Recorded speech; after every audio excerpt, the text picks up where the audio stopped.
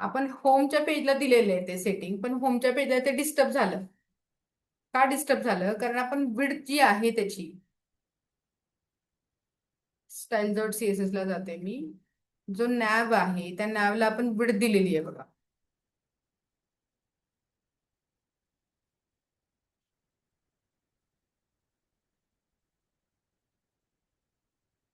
30% दिलेली आहे. 40% देते, कारण तेवढे मेनू बसायला त्याच्यात जागा पाहिजे ना. मग आता हे ऍडमिन डॅशबोर्ड क्लिक केलं की तो डॅशबोर्डला जातो.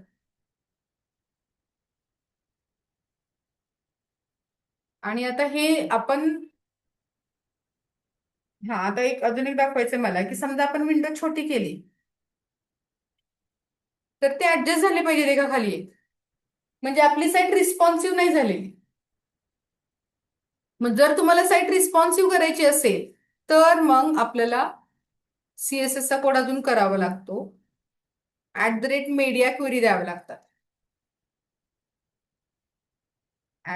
@मीडिया स्क्रीन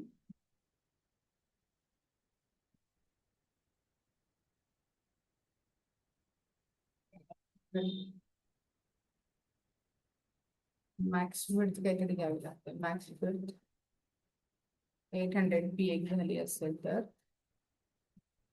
तर मग तुम्हाला काय करावं लागतं, ते जे सगळे आहेत क्लासेस त्या सगळ्यांची विड्थ 100% करायची. बुटस्ट्रॅप मध्ये ऍक्च्युली हे जास्त हे होतं. ते सगळे क्लासेस परत लिहावे लागतात. स्क्रीन समजा त्याला एक सेटिंग करावं लागेल आपल्याला. ती लाईन लिहावी लागेल. असं लिहावं लागेल. @मीडिया अँड टाकायचं राहिलं होतं मध्ये.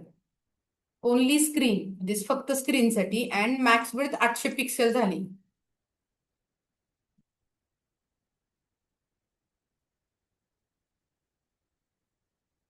ते नॅवची जरी विड्थ आहे त्याचा डिस्प्ले जे आहे ना ते सेट करावं लागेल.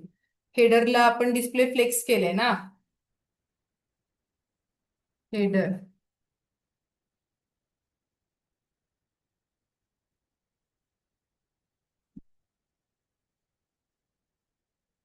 ब्लॉक हेडर अजून कोण आहे हेडर मध्ये? कोण कोण आहे हेडर मध्ये? नॅव आहे. So header space nav. Then header मध्ये नॅव आणि ए टॅग आहे ना.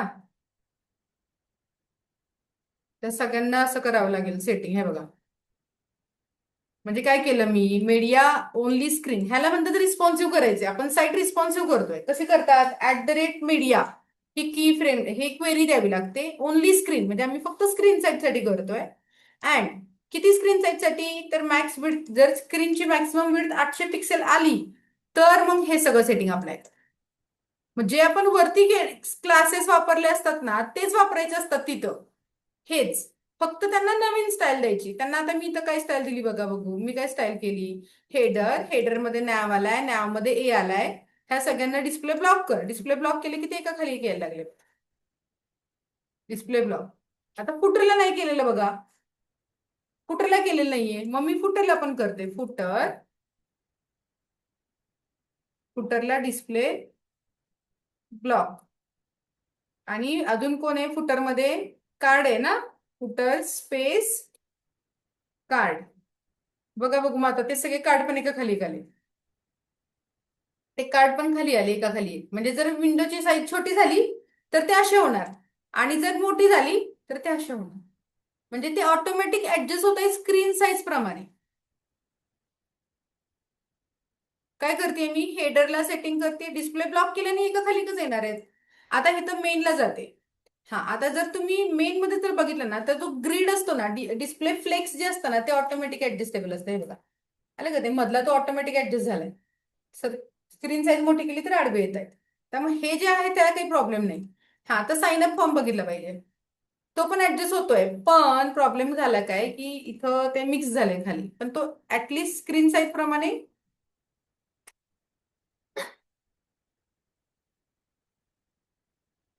Log in. आता ऍडमिन डॅशबोर्डला जाऊयात. होमला ऍडमिन डॅश. हे ऍडजस्ट झाले बघा. त्याला आपण सीएसएस मध्ये हे केलेलं नाहीये ना. ऍडमिन डॉट सीएसएस मध्ये पण तो कोड करावा लागेल, मग ते ऑटोमॅटिक हा येणार, त्याच्या खाली हे येणार.